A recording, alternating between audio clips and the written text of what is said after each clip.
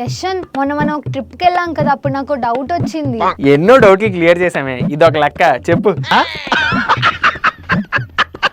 మనం చాలా రోడ్స్ లో వెళ్ళాం కదా, ఒక్కొక్క మైల్ స్టోన్ కి ఒక్కొక్క కలర్ ఉంది. దాని మీనింగ్ ఏంటి? Mile stone colour green and white ఉందనుకో, రోడ్డు ఖాళీగా ఉంది దూసుకెళ్ళిపోమని.